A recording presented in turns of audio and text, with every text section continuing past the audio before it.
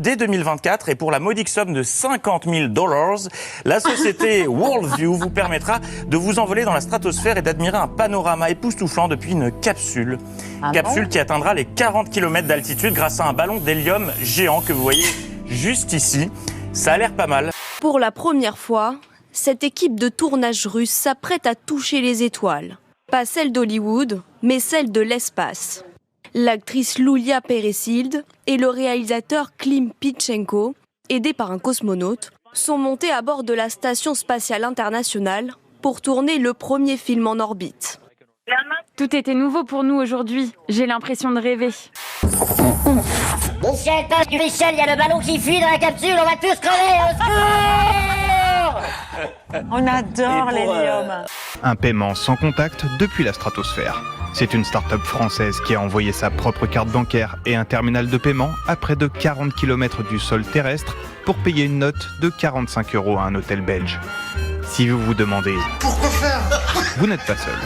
Pour l'entreprise parisienne désormais détentrice de cette première mondiale, ce paiement sans contact n'est pas sans intérêt. Elle veut y voir un symbole de l'explosion et de la facilité de cette pratique. Au dernier jour de la Fashion Week de Paris, des militants d'Extinction Rebellion ont fait éruption pendant le défilé de Louis Vuitton au Louvre. Ils ont dénoncé donc l'impact de l'industrie de la mode sur le dérèglement climatique. Ils ont été sortis, vous le voyez, par les agents de sécurité. Et surconsommation, c'est ce qu'on pouvait lire sur l'affiche d'une des militantes.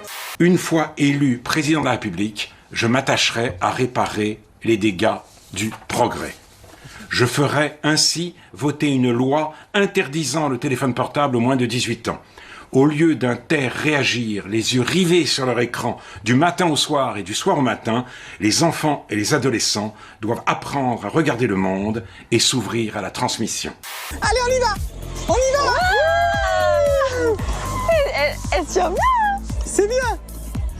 Non, elle est trop bien, là! En vrai, faudrait l'emmener même à la plage! En vrai, c'est génial, ça! C'est trop cool, regarde! Qu'est-ce que tu me regardes avec une poussette, regarde? J'étais élevé par mon père et mon frère.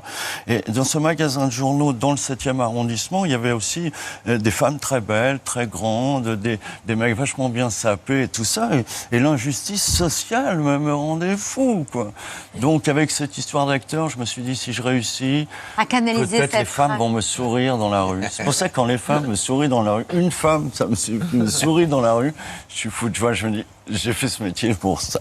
Dis donc, tu as de très jolies femmes, tu as de très jolies gens. Ah oui, je suis belle, classe et sexy. Exactement. Belle, classe et sexy. Je dirais péchu. Tu vas me pécho? Non, je dirais péchu. Ah, j'avais compris que t'allais... Elle veut te pécho. Mais bien sûr. Bruno, je sens qu'il a besoin de quelqu'un qui est un peu plus dans une rectitude morale. Rectitude morale? Ouais. Ça veut dire que vous avez un rectum droit.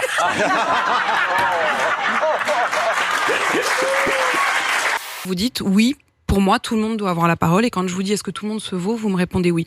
J'imagine que vous vous êtes déjà posé la question, elle est un peu cliché, mais évidemment, on se la pose. Est-ce que à l'époque, en 33, en Allemagne, vous vous diriez, est-ce qu'il faut inviter Hitler? Non, mais c'est-à-dire, est-ce que vous dites on peut s'asseoir. Vous dites on peut s'asseoir à la table du diable, mais si on a une longue cuillère.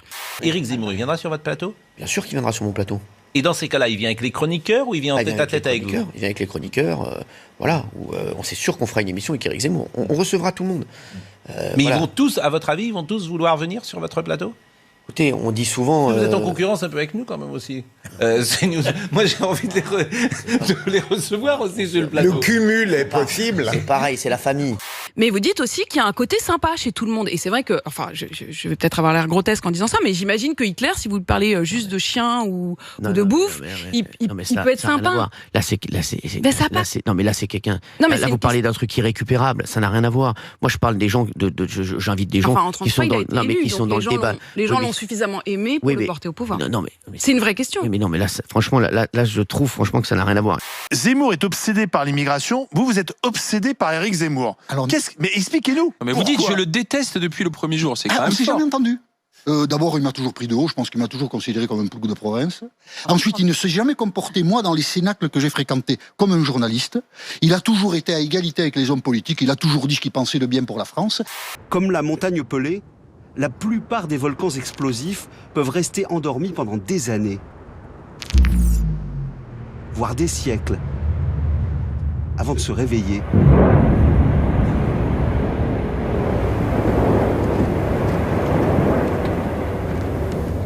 Je l'ai toujours trouvé artificiel, bête, utilisant abusivement l'histoire en la trafiquant. C'est un trafiquant de l'histoire. Il est anti-français. Je pense qu'il n'aime pas l'histoire de la France. Anti-français? Oui. Pourtant, il dit le contraire, il veut sauver la France. C'est l'anti-France, Zemmour.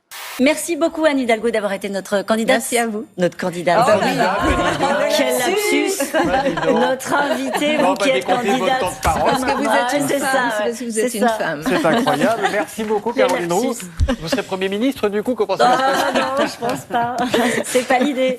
Je me demandais si Cyril, vous seriez OK pour peut-être monter en voiture avec Anne Hidalgo et moi. Et puis on monte et on lui pose les questions qui fâchent. On regarde un petit peu, moi je lance ce défi à Anne. Cyril Hanouna, Pierre Chasseret en voiture et 40 millions d'automobilistes. Et on regarde un petit peu... non mais alors, Pierre Chasseret, vous êtes quand même... Alors, je dis toujours la vérité, vous êtes quand même très gonflé. J'ai vendu cette idée pour CNews et vous êtes en train de la revendre à Cyril Hanouna. Vous savez, quand vous ratez votre vie, vous n'avez plus que l'amertume derrière. Et vous trouvez des coupables et des responsables. Oui, parce que il y a toujours un coup. Quand on est raté, il y a toujours un responsable qui n'est pas le raté. C'est le principe du raté, c'est de la faute. Mais arrête de faire ce type de boire et pas manger. En fait. Mais je m'en bats les mais mets-toi c'est moi qui a et on a perdu parce que t'as pas réussi à chaque fois, c'est le plat, le ça. Allez, ta grand-mère en fait, ta grand-mère. C'est dur pour tout le monde, et ça sera toujours dur, et tant mieux, c'est grâce à ça qu'on gravira des montages. Je dis n'importe quoi, c'est fini. J'en profite pour placer mon maximum de phrases. Oh non, c'est fini. Non. Moi, j'en demande toujours encore un peu. Bon, on va te laisser. Voilà, on va finir l'émission sans elle. Vous étiez content de venir, merci d'être venu.